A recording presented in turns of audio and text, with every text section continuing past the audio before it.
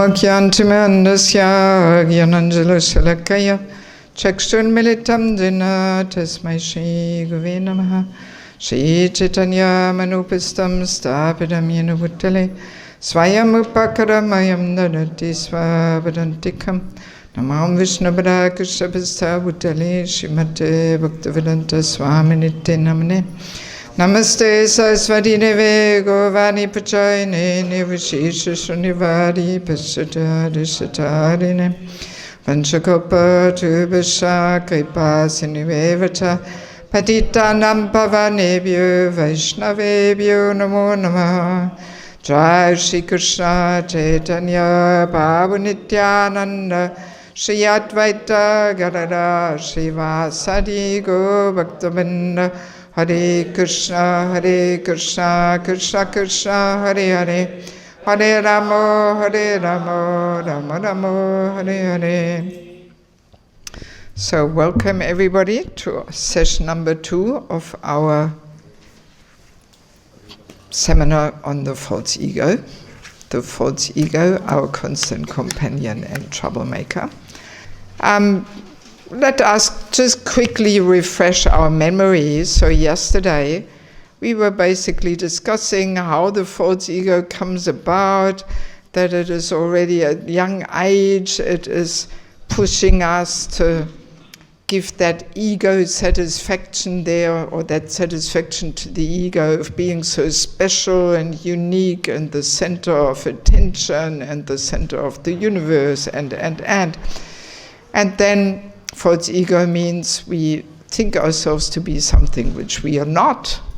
We are accepting so many roles, so many hats, and we identify them because they give us some certain gratification, some pleasure, some little recognition, and so we are identifying with them. They become very dear to us, and we get attached to them, right? And that really entangles us in material existence. And we were discussing how Prabhupada says, my life in the material world is like a nonsensical stage performance where we imagine to be something which we are not. Every lifetime is like a stage performance. And then at the moment of death, the show is over, curtain closes, and everything is finished. You know, so like that it goes lifetime after lifetime. And we said, you know, the false ego is actually whispering all kinds of nonsense into our ears. Yes, you're right, you know better. Tell everybody that you knew it already and you're superior and. So that's what the ego is demanding, this gratification of being superior. This is basically the ego satisfaction, you know. And in that way the ego is almost torturing us to get this gratification, and every day almost. You know, it is going on that we are saying things we shouldn't say, and we do things we shouldn't do, and we don't even realize because it is so subtle. It's the most subtle part of the subtle body.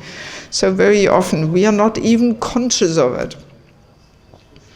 And we were saying the bigger the false ego is, the less we can observe it and recognize it, you know. And so it requires some little purification to become sensitive and perceptive to how the ego affects us. You know, we can compare it like with a piece of cloth. If you have a piece of cloth which is already so dirty, then a bit more dirt you will not even notice. But if you have a cloth which is white, it's clean, so every tiny little mark will stand out, will become visible. So in the same way, it's on the, you know, on the cloth of our heart or something, or consciousness. So the more clean it becomes, the more, you know, all the subtle impurities become visible to us, actually. Like a materialist has no clue how he is affected by the ego, how he is always trying to show off and be the center. My God, he has no clue about it. He's not aware of it. No mindfulness is there. But then the more we make advancement, the more we realize, oh no, again my ego was getting in my way. And so it requires some little purification, actually. And we were saying especially family life, married life is like the battlefield for false egos. We can waste so much time and energy, who is right and who is wrong and who knows better, and just see, I told you, didn't I? And that's actually why married life is so amazingly purifying, I once heard the statement by one initiating guru in Russia, Chaitanya Chandracharan Prabhu is his name, Grihastha. He was saying, 30 years of Grihastha ashram and you will be a pure devotee. And just the fact how difficult it is for people to keep their marriages together. I mean, worldwide in ISKCON, we have a divorce rate of about 60%. Yes. So that proves how difficult it is to become a pure devotee, Yes. So, really, that's the whole purifying journey of married life. There's so much purification in it. We don't even realize so easily, because externally, a family person, a mother with 5 or 10 children may not look like she is contributing much to the preaching or something, but no, that work is all internal. She has to learn to tolerate and be humble and serve. Oh my God. Yes. So there is so much purification taking place, which may externally be not so visible to us, Yes. Now, one thing before we move on to our actual topic today, I would like to briefly explain how the false ego can affect us in there's unlimited ways how the false ego affects us. But there is 2 main ways. So one very common way is that we think ourselves so great and fantastic, and we are maybe overconfident and maybe even arrogant and proud and. So that's one effect, one manifestation of our false ego. But then there is also another one, which actually is almost like the opposite. When people become very insecure and mental and they have some, inferiority complexes or something, interestingly, this is also the effect of the false ego. Yes. And let me explain how this comes together, because the ego is pushing us to try and be something which we are not. The ego demands that satisfaction of being so fantastic and amazing and whatever. But then when a person does not have the material abilities to fulfill the ego's demands, that's when we become all mental and insecure and we have some inferiority complexes. When we cannot be what the false ego wants us to be. Right? So that's interesting. Very often we don't realize, that this kind of behavior, when we feel so insecure, then we are too much worried what we look like in other people's eyes, and we are afraid to make a fool out of ourselves or to look stupid or something. So then we become all mental and insecure. and we feel, oh, I can never make it, and everybody else is so much better than me. This is because we are looking at the external results. But Krishna actually is not so interested in the external results. Krishna is interested in the devotion. That's what Krishna is interested in, our love and devotion, with which we offer our service. So a person may not be, such an outstanding devotee, he may not be such a fantastic speaker or singer or this or that, but Krishna doesn't look at that. Krishna looks at the devotion, But because our material conditioning makes us look at the externals. Please, everybody switch off their mobile phone. I don't want to hear any more mobile phone ringing here. So, of course you have to use it to hear the translation, but silent, yes, at least switch it on silent. We have to know how to do this. Thank God I don't have a mobile phone. I wouldn't know how to do it, so. Yeah, so anyway, because especially in material life, we are all interested in results, external results, because they are satisfying to the ego. Oh, I'm so great, look at me, this is the result, and. Yes, but Krishna doesn't look at that. Krishna is not impressed with the external result. He wants the love and devotion, So, but because we have such a mundane vision of things, then just because maybe others around us achieve better results, then we feel all, oh, I'm so useless, I can never do it, but no. If we are humble, then we will simply say, okay, let me just be a humble servant. So maybe others are better at something. Maybe I can learn from them. Maybe I can serve and assist them.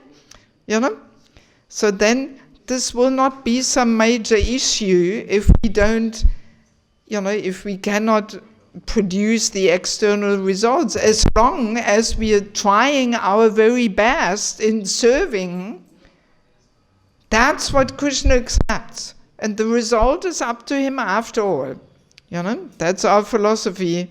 When we go in book distribution or whatever we may be doing in our service, we simply try our very best. And Krishna does the rest. And the result is up to him. But Krishna accepts the service attitude. So if we have that spiritual vision on the situation, then there is no need to feel all, insecure and discouraged just because we cannot produce some results or something. So it is also the false ego which leads to this phenomenon that people are full of complexes and insecurities and mentalness and so in that way the ego works in these both ways, So that's, I thought, pretty interesting. Okay. Any quick question about that before we start our actual topic? Yes, Prabhu? You told that in material life, people are always after results. Yes.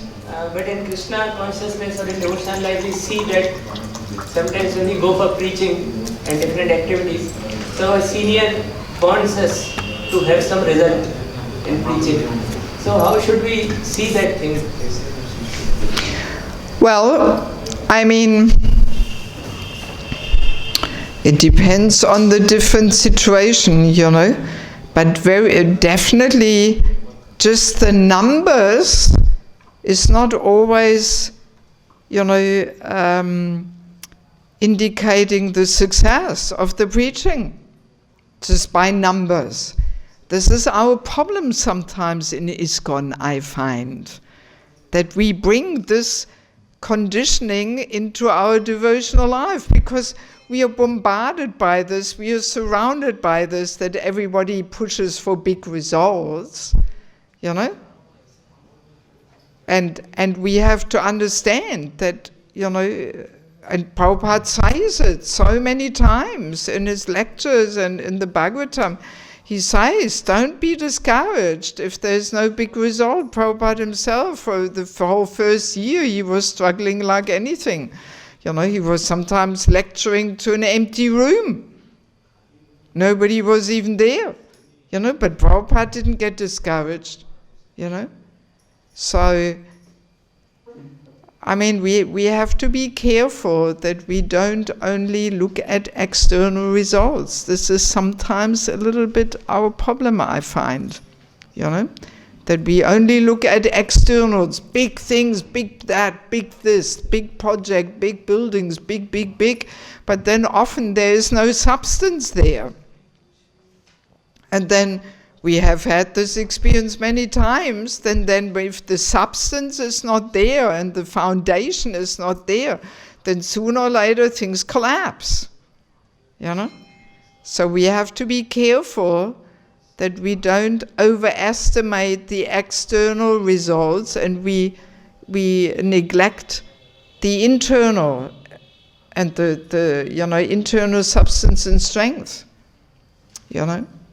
I mean, like, for example, since this topic is coming up a little bit, I am often warning devotees to empower young devotees just because of their material abilities.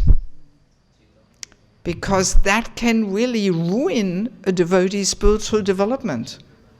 Yes, I've seen it many times. You know, when a newcomer has some good material abilities, some qualifications, and we immediately put him into power and position and title, and then very easily that really feeds his ego, and then he becomes proud, you know? So these things can easily happen when we only look at externals, you know? So it is a fine balance, you know, for seniors and leaders to see, is this person actually endeavoring to his best capacity? And then, you know, surely there will be a result, and ultimately the result is up to Krishna. I mean, that's our philosophy. You know, so of course Krishna reciprocates according to our sincerity and according to our purity. Purity is the force, you know. That's why, oh yeah, I didn't remember repeating that yesterday one of the main topics was these two motivating forces. Were you there yesterday? Yes. So there we were discussing the ambitious motivating force of a non-devotee, and then the motivating force of a devotee who simply wants to serve. And he simply cultivates his service attitude, and then actually Krishna arranges the right thing at the right time. You know, so this ambitiousness, this is very easily poisoning our whole preaching endeavors. I've seen it so many times. You know, so we have to be careful that our orientation towards results is not contaminated by ambitiousness. And ambitiousness always means, actually, we want to get the credit. You know, we want to enjoy the recognition in subtle ways. You know, yes. We will touch upon this topic more tomorrow. So let us park it more for tomorrow. Actually, we haven't even finished the lesson number 1, I realized, when I had a look just now at the papers to see what I would discuss. I realized we will most likely not even start lesson 2 today.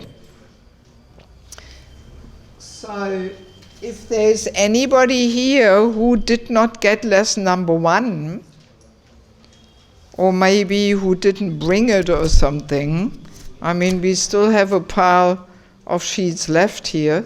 So first give those the lesson one who didn't get it, who was not here yesterday.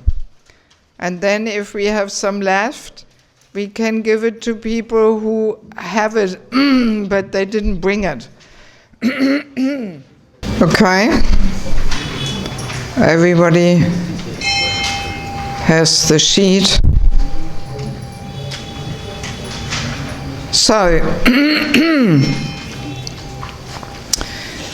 today I would like to discuss with you the first rule of Vaishnava etiquette, which helps us to dissolve the false ego. Already yesterday I was presenting that in the process of giving up the false ego, there's these two main tracks. One main one is Shravanam Kirtanam, especially chanting the holy name. But it's not everything. The second track is Vaishnava etiquette and culture. That's why our Vaishnava etiquette and culture is so important, because it is designed to help us to dissolve the false ego. It is designed to get us to the point of becoming Trinadapi Sunicena. If we all had this quality spontaneously, then there would be no need for any rules of Vaishnava etiquette, right? Then we would naturally act, as more humble than a blade of grass, more tolerant than a tree. But because we are not spontaneously having these qualities, so that's why we need the Vaishnava etiquette and culture. Because as we were saying yesterday, material life promotes the opposite worldview. It promotes to feed and blow up the ego, to try and be the center of attention, to get recognized, to become famous, and. It's really 180 degrees opposite of what we try to achieve in devotional life. And we were saying very easily we can completely miss the target of devotional life by doing the opposite, all in the name of Krishna consciousness, that we simply feed and increase and blow up our egos instead of dissolving it. It's going on. Krishna consciousness offers a lot of opportunities for this, So let us move here to where it says on your page, our false ego is so dear to us. Just so we all know where we are at here. So we have heard this many times, that eating, sleeping, mating and defending, they are the animal propensities which should be kept to a bare minimum, right? And very often we hear about eating, sleeping and mating, but we don't hear so much about the defending, that this is also an animal propensity which actually should be given up, right? So, and of course when we hear defense, we very often think of the gross defense or something, to fight back physically defending ourselves. But then there is also the subtle defense, the verbal defense, right? And especially when we verbally defend, by answering back and trying to have the last word and trying to prove that we are right and the other person is wrong.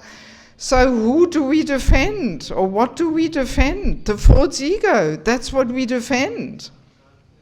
Yes.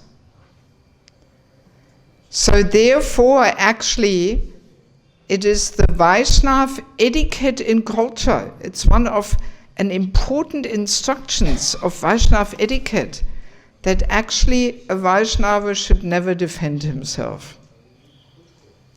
We should defend other devotees when we see them unfairly treated or attacked, but we should never defend ourselves. And if actually everybody would follow this, then there would be no need even to defend ourselves, right? Even if we are in some unfair situation or something, if everybody follows this rule of etiquette, then surely somebody would step in and defend us, right? But as a rule, out of ignorance, we actually do exactly the opposite of what we should be doing. We defend ourselves at every opportunity, but when we see somebody else in trouble, we are quiet. We don't say anything. We don't want to stick out our neck. We don't want to ruin our relationships or our reputation or whatever. So we, as a rule, very often we do exactly the opposite of what we should be doing. You know, we're very eager to defend ourselves, but we turn our eyes away when somebody else should be defended. I say. So, and this is a very important rule of etiquette, actually, which we, as a rule, we don't follow that at all. We are not even mindful. We are not even conscious that almost every day Krishna throws some provocative situation in our way, you know, and we jump at it, we defend, we answer back, we want to prove that we are right, even if we are wrong. We want to have the last word, and it's going on all the time, almost every day. I remember once I gave this seminar in Mayapur, and after this session, I spoke to one Prabhu privately about something, I can't remember what. And he was immediately defending. And I was saying to him, Prabhu, remember, we just discussed it, don't defend. He couldn't even hear me, you know, he was just carrying on, defending. Oh my God, you know. So that's how we get caught up. You know, the ego pushing is so strong. You know, we can't even control our tongue. You know, that's how powerful the ego pushes us to get that gratification of wanting to be right. It's so powerful. My God. You know, yes. So, and it is interesting to observe how the false ego is almost bouncing back and forwards like a ping pong ball, you know?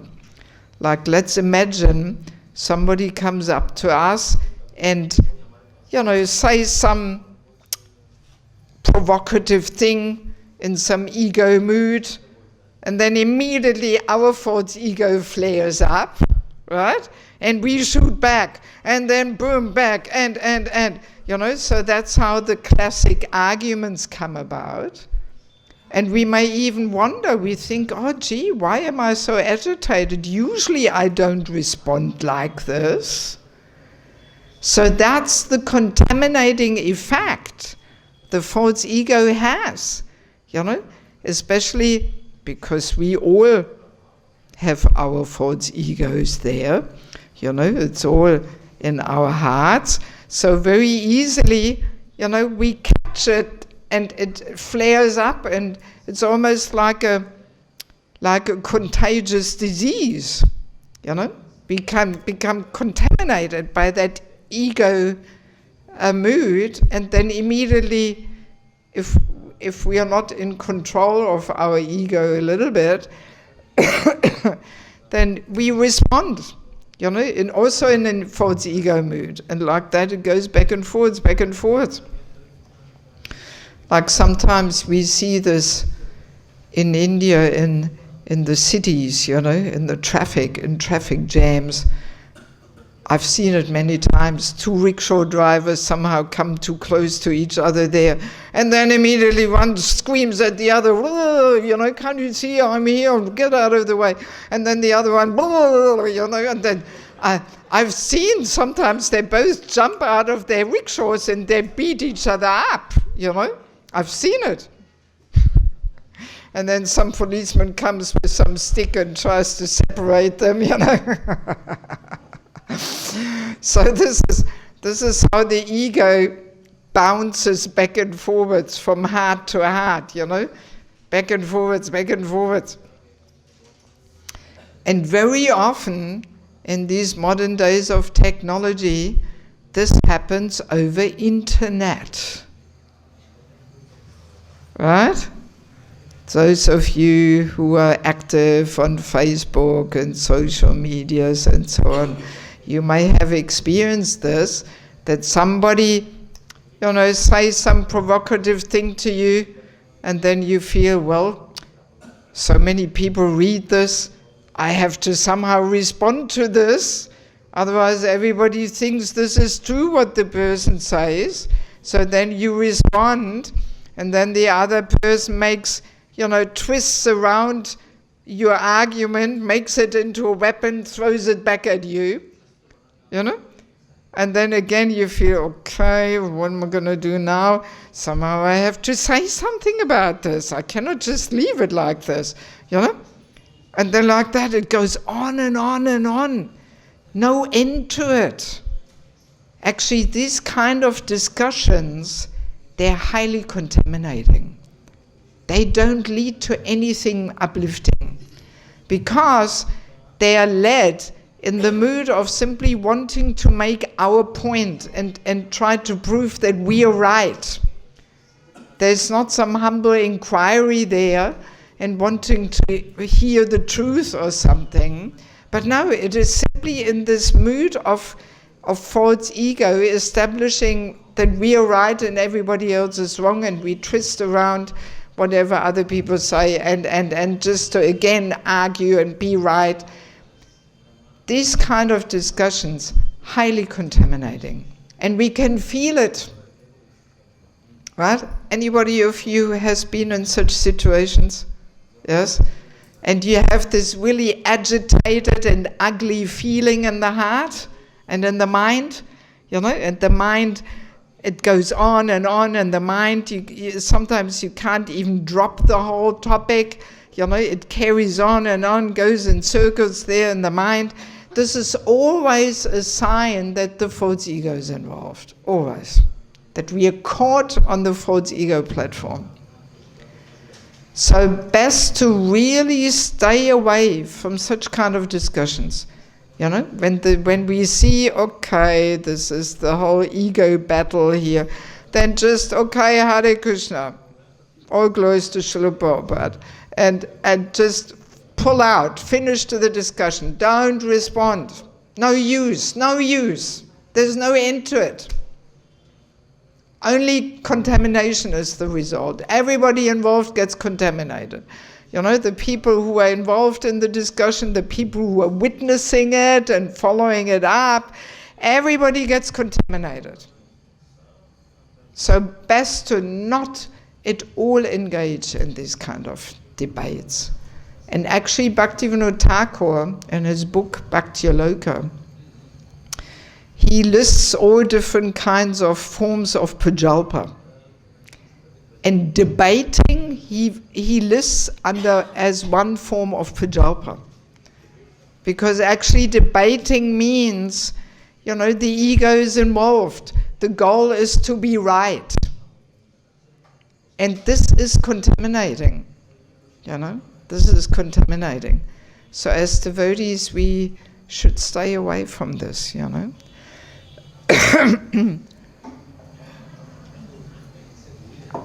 So one thing is, there's a few very common tools which we use in order to defend ourselves and our false ego.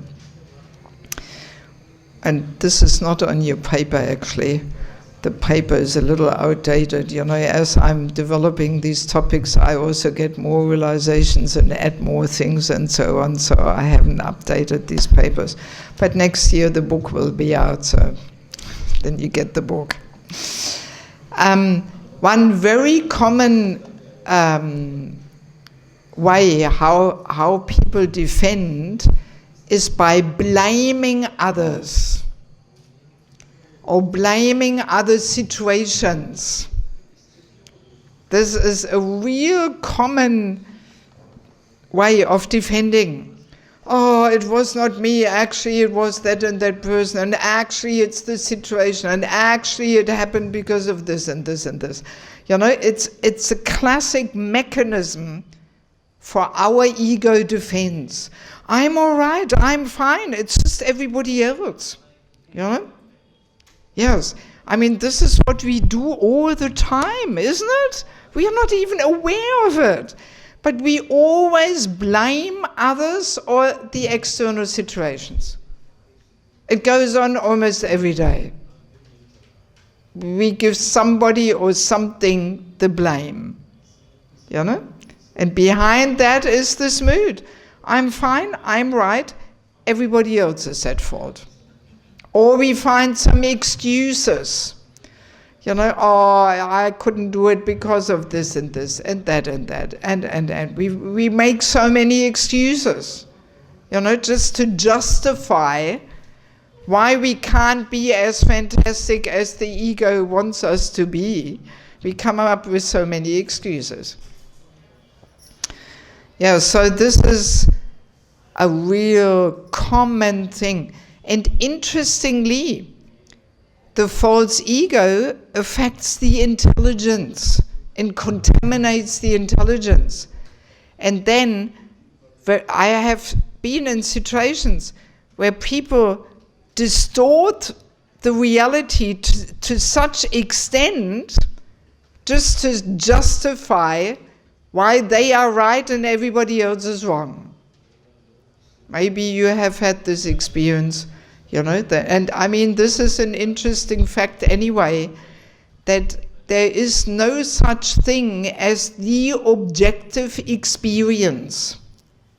Everybody experiences one situation completely differently, according to their own consciousness, their own conditioning, their own mindset, their own attachments. Even here, hearing, there is no objective hearing experience. Each and every person in the room hears something different according to our consciousness. Yes. I've had this many times that people ask me a question and say, oh, Mataji, you said, and then, huh? What? I didn't even talk about that. Where did you get that from? You know, people hear something completely differently. Yes, happens quite a lot. Yes, yes. Yes, so, and I've observed situations where two people have such a different experience of the same situation.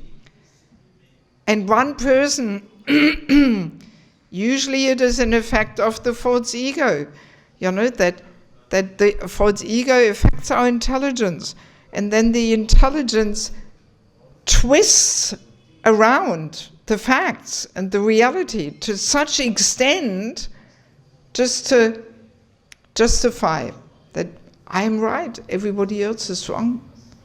And we may think, my God, is this person lying?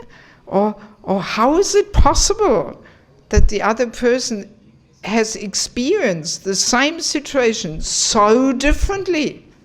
You know, have you ever been in such situations? Yes. So, what takes place is that the false ego contaminates the intelligence, and then the contaminated intelligence twists around things, and people are convinced that's how it was. You know? Because our intelligence is contaminated by the false ego. This is what takes place. So, I mean, I find it quite amazing how, you know, what is going on there. This is really deeper psychology, you know, to understand how the mind, intelligence, false ego, they affect each other and contaminate each other and influence each other and and of course the whole process of Krishna consciousness is completely targeting the subtle body. completely, because that's where the whole transformation has to take place. If we want to go back to Godhead, we have to transform the subtle body of mind, intelligence, thoughts, ego. And the whole process of Krishna consciousness is completely targeting the subtle body, So now, especially this defending, especially towards a senior person, is very much against Vaishnava etiquette. We are never meant to answer back or to defend towards a senior person. Very bad etiquette. That's what Vaishnava etiquette tells us. We should not defend at all, actually. And definitely not towards a senior person. And this includes, in this part of the world, I feel pretty safe to say this, I wouldn't say it everywhere, but this includes the husband-wife relationship. That it is Vaishnava etiquette, and you elderly ladies, I'm sure you remember being trained in this, that we ladies are not meant to answer back to the husband. Right? If we want to have harmonious relationships with our husband, then we have to learn to be quiet at times when we are better, meant to be quiet. Even if he behaves in whatever way, a wise wife will know when to better be quiet. Right? Yes. If she wants to have harmonious relationships in the home, Yes, so, and I mean, there's many purports where Prabhupada actually says this in the Bhagavatam. Actually, I'm also discussing this in this book there, just in case somebody is interested to get some insights. So there's many places in the Bhagavatam where Prabhupada says, by nature, he says, by constitutional position, the husband wants to be in the superior position, already by his body, and the wife, by her body, is in a subordinate position. That's Krishna's system, So that's why husband has to be treated as superior. And we are not meant to answer back to our husband, Even parents also, same thing to parents. Even if they're not devotees.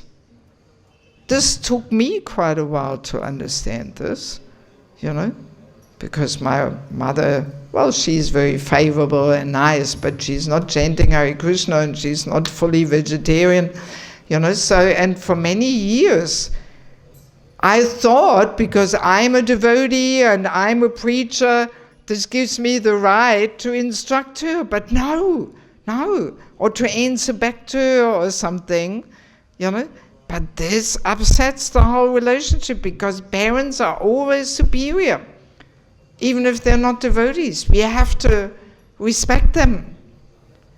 And I realized, that especially in the Western world, because we are not trained in these things, that's why so many devotees in ISKCON have so many problems with their parents.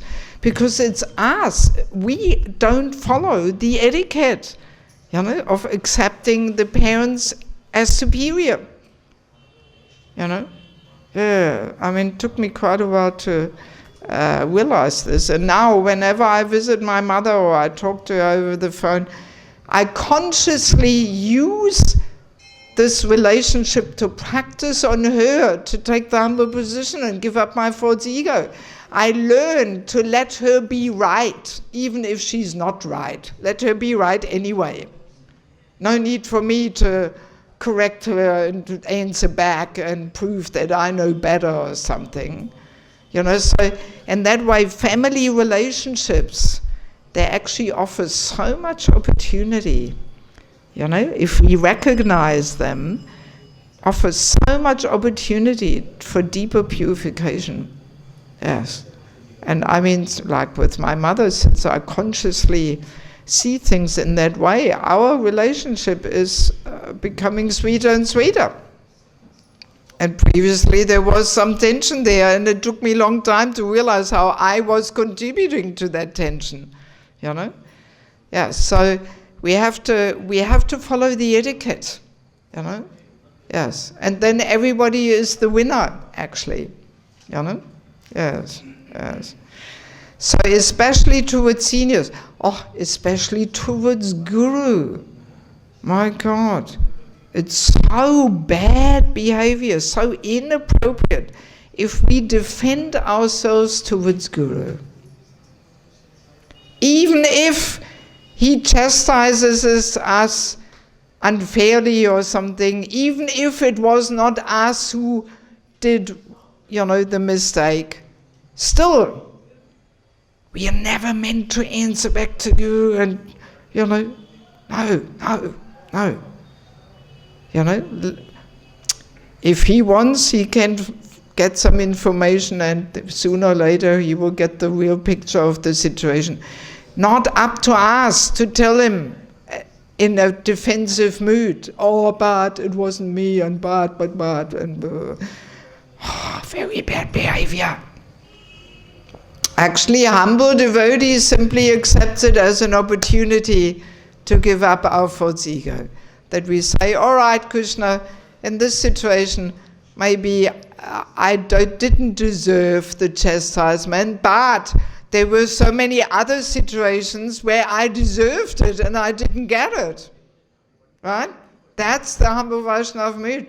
So let me just accept, you know, the situation without revenge, without defending. Right?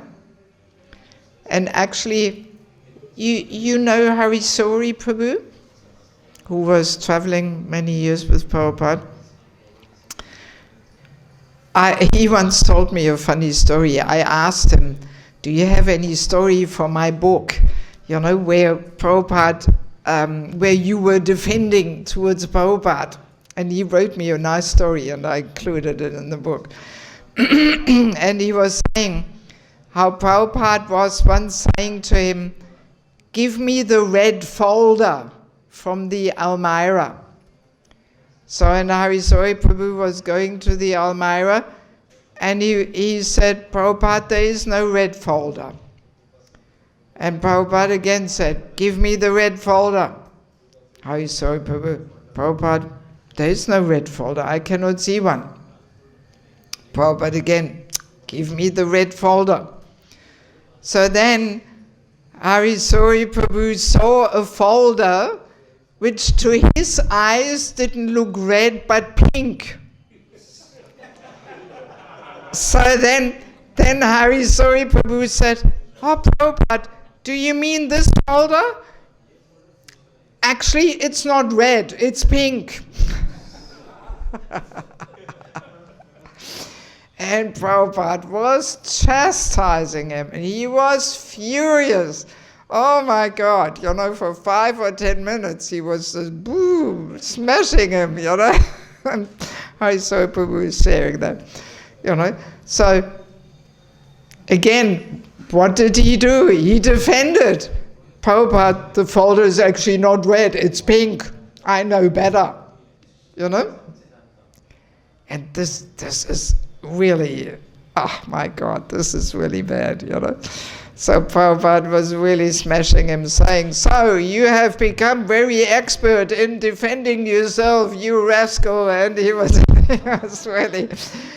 really smashing him to pieces, you know, heavily chastising him. But Harisori Prabhu shares how actually it felt so good, you know, to be humbled and be in your humble position of humble servant. You know, it felt really good afterwards, you know, to get that mercy of Prabhupada in the form of chastisement, you know. Yeah, so that's the thing. Especially towards seniors, especially towards Guru, even if, you know, the situation is unfair, so to speak, still we should not defend, actually. And only if the person asks us So, how was it like? How was the situation? Give me the details. All right, then in a humble mood, not trying to defend, but in a humble mood, we can present our picture of the situation. But unless we are asked, we should not jump to defend, So, and of course, there is one exception. In Bhagavad Gita, there is the 6 aggressors are mentioned. When the 6 aggressors attack, what are the 6 aggressors? One who steals the land, who sets fire, kidnaps the wife, land, or poisons, sets fire, attacks with sharp weapon, deadly weapon. So if any of these aggressors attack, then we are allowed to defend. But this doesn't happen every day, They're pretty exceptional situations which hardly even happen once in one's lifetime or something. But nevertheless, we are defending all the time, we are defending all the time. So, and this, this topic actually brings us to the topic of tolerance. How important it actually is to tolerate. Yes. Because tolerance means that the false ego is dissolved, actually. It is subdued. Otherwise we can't tolerate. It is the ego which doesn't allow us to tolerate, which rebels and objects and protests and it's the false ego, So tolerance is such an important quality to develop, actually. We can say tolerance is one of the main criteria to measure a person's spiritual strength and advancement, is in how tolerant he or she can be. Yes. That's how important tolerance is. And interestingly, in material life, what is tolerance seen to be in material life?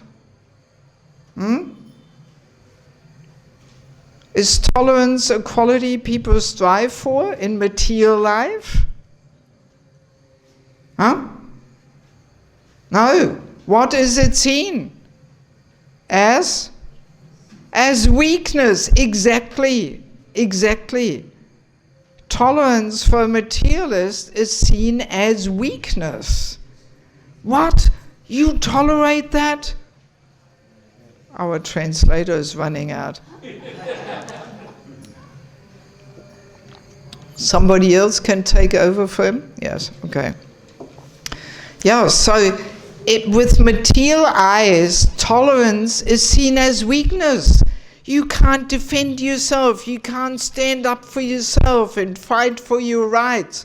What? You tolerate that? I wouldn't tolerate that. Who do you think I am? I'm not tolerating that nonsense. How long should I tolerate that? That's usually the response of a materialist, right? Yes. I'm not going to tolerate that. I'm going to walk out. I'm going to get divorced. I'm not going to tolerate that nonsense.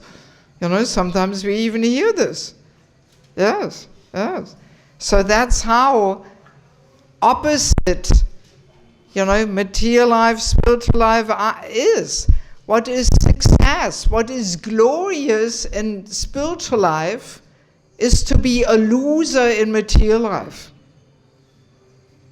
Krishna says, 269, what is day to the common person is night to the introspective sage. And what is day to the spiritualist is night to the common person. So it's like day and night, so opposite. And in regards to tolerance, we can see this. you know. In spiritual terms, tolerance is most glorious. In material terms, it's weakness, it's being a failure.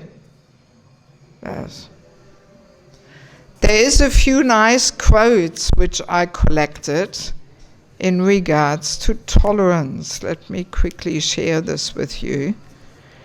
In 1 Canto 18th chapter verse 48, it is said, "The devotees of the Lord are so forbearing that even though they are defamed, cheated, cursed, disturbed, neglected, or even killed, they are never inclined to avenge themselves." Wow. That's tolerance, you know.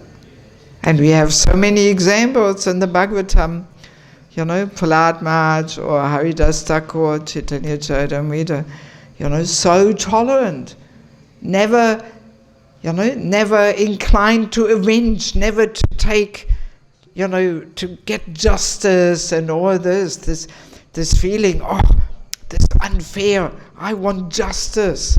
This is all the ego, you know, demanding.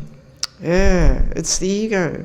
It's the ego. At the moment of death, doesn't matter who is right and who is wrong and whether it was unfair or fair or justice or not justice. It's all very relative, connected to the bodily situation, false ego, identification with the situation and the body. That's what it is connected to. On the absolute platform has no significance whatsoever. Yeah, so tolerance, very, very important. So now sometimes devotees say, but you know, if we just tolerate, then people walk all over us in material life. So how can we get anywhere with that mood of tolerance? You know? So even in material terms, we have to very carefully weigh up whether it is worth to defend or maybe better not. And I want to share one story, one little situation from my personal life, which pretty nicely illustrates that, I think. That some years ago, I was in the situation where the German taxation department wrote me a letter and said I have to pay 1,500 euros. So that's quite a bit of money. I mean, that's, how much is 1,500 euros? Oh, that's about 1 lakh, you know. They asked for 1 lakh rupees from me, which was completely unfair. I was not supposed to pay this money. They simply wanted to cheat me, basically. And I had 3 months' time to object to this. But because I was traveling, I didn't get the letter in time. Somebody else received the letter for me, but they didn't open it and didn't inform me what's inside the letter. You know, it was written, it was sent with some system where you have to sign that you received the letter, like important documents, you know, so you can't say, oh, sorry, I never got the letter. So somebody signed on my behalf, but they didn't open it, they didn't inform me. So I heard about this after the 3 months' time was over. So, and when I opened this letter, of course, I was furious. I was angry. How is it? How can they charge me for this 1 lakh tax, which I was not supposed to pay? My ego was, you know, I was completely agitated. So I immediately rang the taxation department and I spoke to this lady, and we immediately got caught up in some ego battle there, and you know, we were arguing back and forwards, and she was just saying, well, you can take the whole matter to court if you like, and you missed the 3 months, and so, and boo, I was completely agitated, you know. So, and then I was thinking what to do. And then I remembered one verse in purport from the Bhagavatam. And I want to read this to you. I thank God I remembered this. So this is from 4th Canto, 18th chapter, verse 34. You've got the number there on your sheet, but not the whole verse and purport. So there the verse says, we should always remember that if something happens by providential arrangement, we should not be very sorry. The more we try to rectify such reversals, the more we enter into the darkest region of material thought. Right? You understand? So now, Prabhupada in the purport, he says, sometimes the saintly or very religious person also has to meet with reversals in life. Such incidents should be taken as providential, basically Krishna's arrangement. Although there may be sufficient cause for being unhappy, which I definitely thought it was in my case, one should avoid counteracting such reversals. For the more we become implicated in rectifying such reversals, the more we enter into the darkest regions of material anxiety. And I could immediately feel this. Lord Krishna has also advised us in this connection. One should learn how to tolerate things instead of becoming agitated.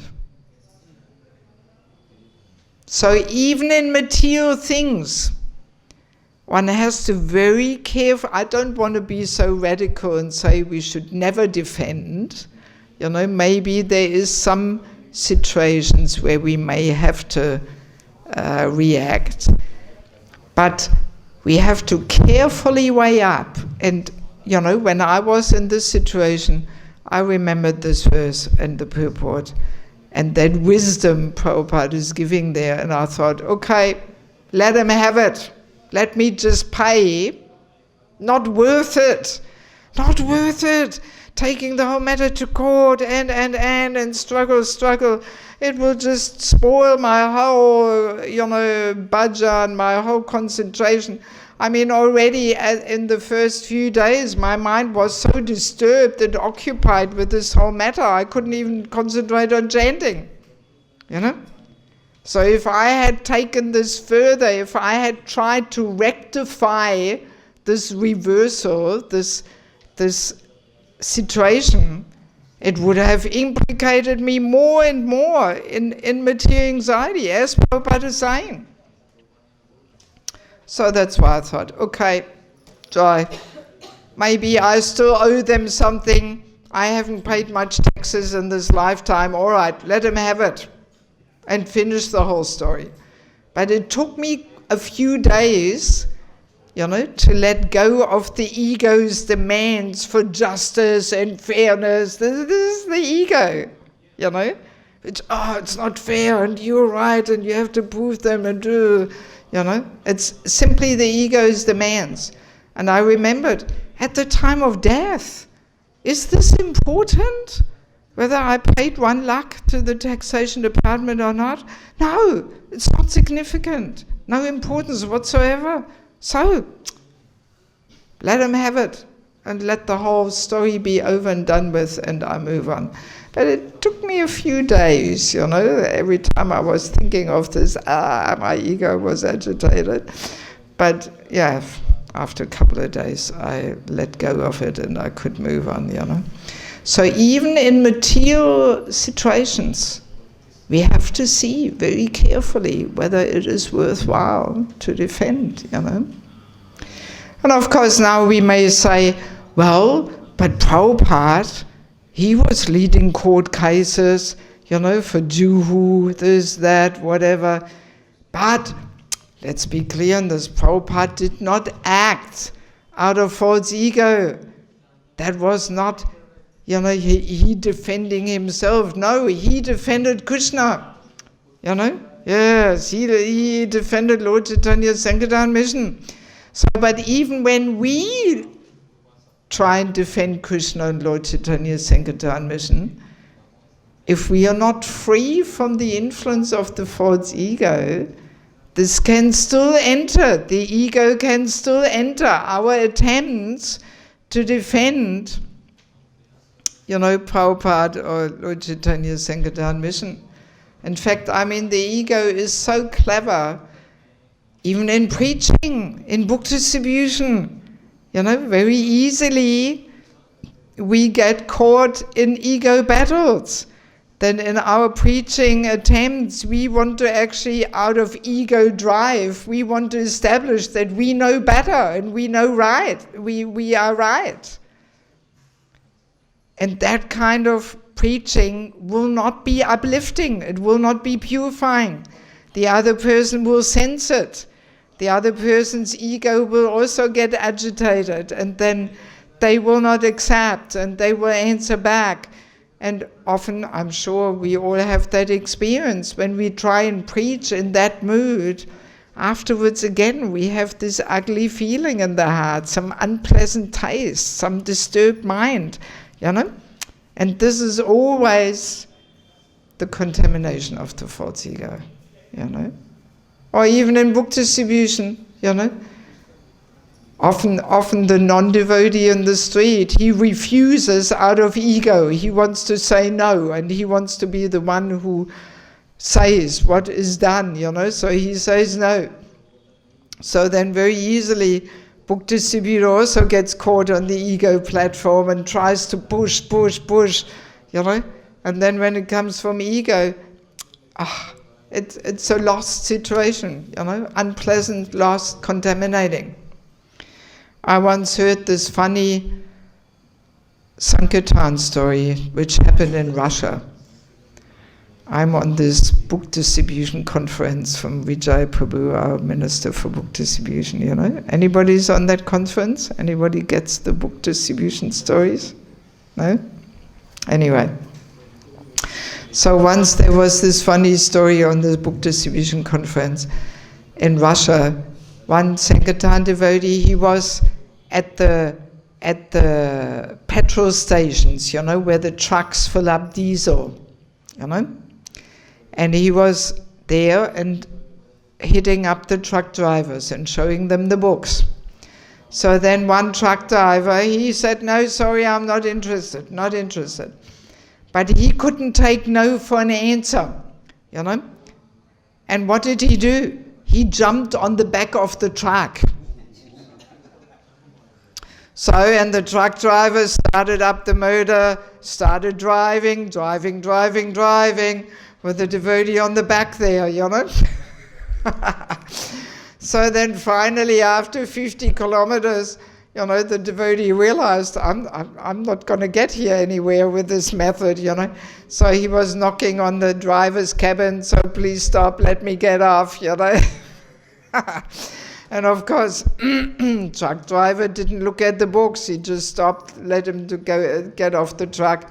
So then it took him half a day, he was stopping the cars, trying to get back to his spot where he was, he lost half a day.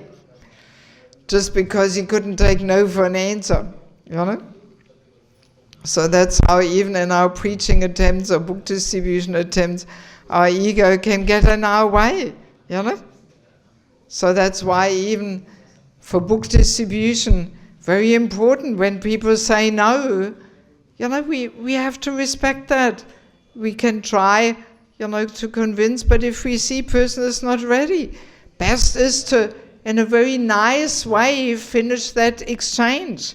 And really from the heart, in a humble mood, wish the person a nice day. Okay, thank you, sir, that you took the time to speak to me. I wish you a nice day. And it has to come nice, in humility, and not with ego. Okay, sir, have a nice day.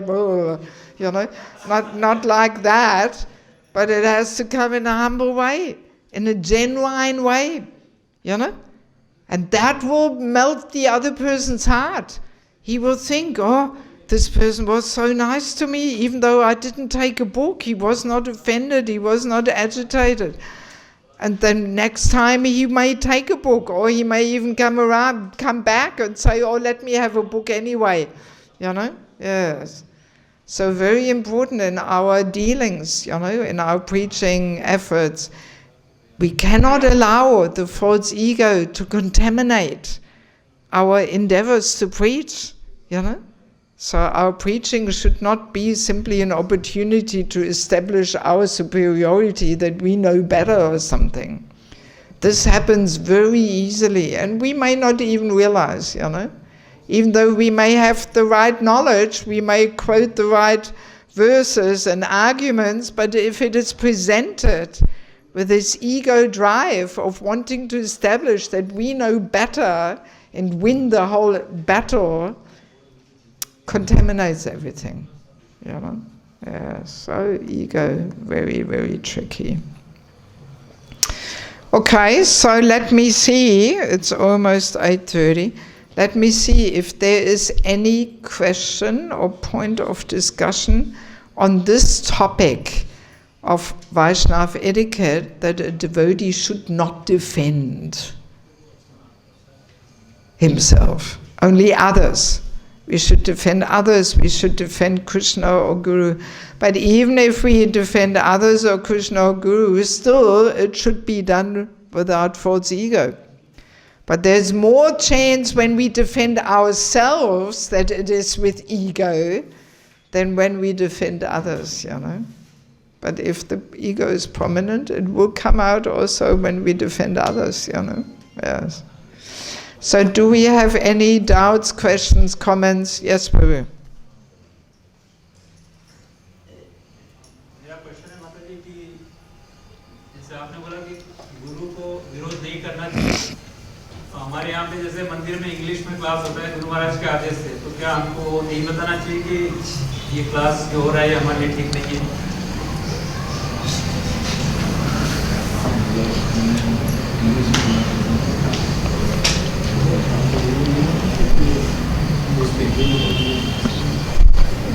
He is asking that you said that we should not respond back to spiritual master.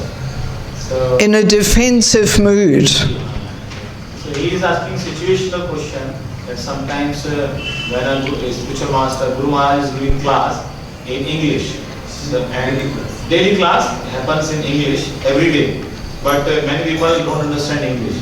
So if we request spiritual master to conduct the classes in Hindi, so should we not say this? But I mean, we are not defending there, but nevertheless, we have to be careful, that we don't take the position of instructing Guru and tell him what to do or something. I mean, surely he knows the situation. I mean, but he's not stupid or something. He knows, isn't it? He knows that there's some people who don't understand English, So we can think, why is he giving the lecture in English? Well, maybe he wants to push us a little bit to learn English, or Online broadcasted also, that can be sometimes. Yeah, sometimes online broadcasting, definitely. And also, I mean, you've got the whole FM system here, so what's the problem? So the disciples should be eager to make the arrangement in such a way, to suit the situation. That would be a better approach. Or another approach is that, like a secretary or personal servant can ask the Guru, would you like to speak in English or Hindi? Rather than saying to him, Guru Maharaj, there's so many people here that I don't understand. You simply ask him, would you like to speak in English or Hindi? Huh? So he asks himself, how many people? So, I mean, leave it up to him. Isn't it? I mean, especially in your situation here, I'm sure you, Guru Maharaj, is very familiar with the situation, so you don't have to tell him, Isn't it? Yes. That's true. Fame, false ego, the topic you have taken, and fame are very much similar, like fame and false ego. Well, tomorrow, will you be here tomorrow? No. Huh? Will you be here tomorrow? No. Yes. But this is being broadcasted? Yes, it is broadcasted. Yes, so tomorrow we will discuss the second important rule of Vaishnava etiquette. And this is connected with name, fame and recognition. Yes, it is connected. So we'll keep that for tomorrow. And if you're not here, you have to watch online. Yes. मैंने कि मुझे हर बार मेरे लिए बोल रही question है हर बार मैंने कि छोटी छोटी बातों से बहुत ज़्यादा उत्तेजित हो जाती हूँ जैसे मैं किसी से बहुत दिल से चाह रही हूँ फिर दिल से किसी को कुछ कर रही हूँ वहाँ से मुझे रिस्पॉन्स नहीं मिलता है तो मुझे बहुत ज़्यादा हार्ट होता है उसके कारण मुझे वैष्णव अपराधी हो जाते हैं तो क्या ये false ego के लक्षण है अगर मैं किसी मुझसे बात नहीं करी किसी तो इससे मैं कैसे बचूं? Mataji saying that I become agitated sometimes on small things like if I am trying to do something for someone with all my heart from all the members and I am not getting a response from other side, then I become agitated, and if I stop talking and if I do something like that, so is it also a sign of false ego? Hey, Mataji? हाँ क्या ये false ego मुझे hurt हो रहा है मैं अपेक्षा करूँ दूसरे की क्या ये false ego के लक्षण है और इससे कैसे बचूं? No, I am expecting from that person something, so I am feeling hurt. So is it also a sign of false ego? Well, I mean, we can almost say ultimately in material life everything comes down to the false ego, But I mean, it is definitely a sign that we are not selfless. Our service mood is not selfless. We are expecting something for ourselves, whatever it may be, some little gratification, So it's not selfless, it's not unmotivated. Yes, it's not unmotivated. Yes, Prabhu. Mataji, the thing which you explained today about being tolerant and etc. It's very difficult to digest. I mean, this is a comment of mine about you said. Even if death comes, you have to tolerate, and like you gave your taxes. Very difficult for an ordinary person who may be in the devotional life to implement these things. It is a matter of practice which you have put into my mind at least. Yes.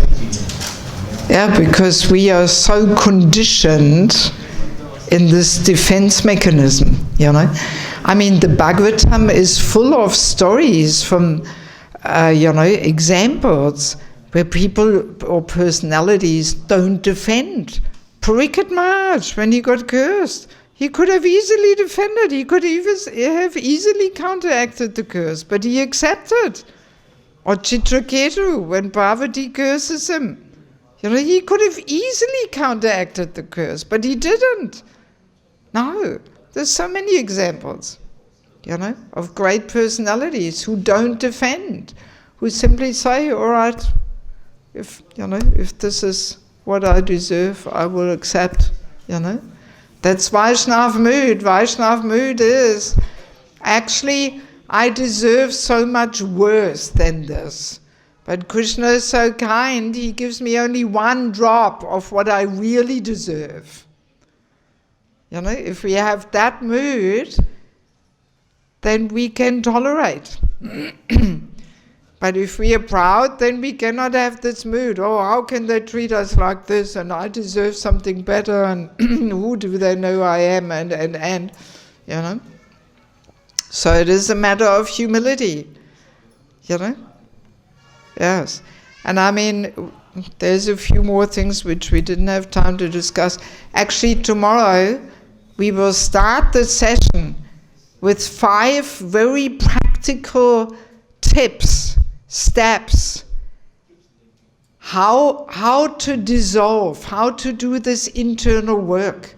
Because let us imagine, you know, our ego always pushes us to say things which we shouldn't say and defend and answer back and try to have the last word and.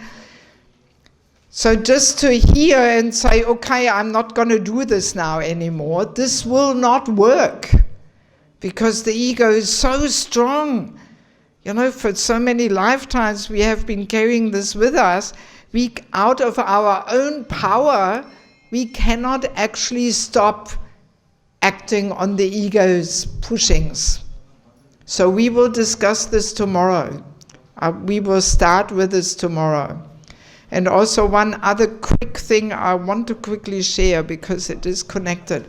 Because very often people say, well, how much can I tolerate? If I tolerate, then things are all building up in myself, in my inside, and I get all this negativity, and then sooner or later everything explodes within me, and I burst out in anger, and so how long can I tolerate? This tolerance is not purifying for me, right? Sometimes people say it. So now one interesting thing is, when we have that experience that things are boiling up in us there, then we are actually not tolerating. That is not tolerating. That is simply suppressing things. But then, within the heart, the ego battle continues. Oh, it's not fair, and actually I was right, and. That's not tolerating.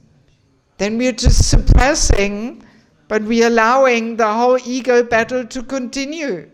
And then, of course, all that negativity is going to build up.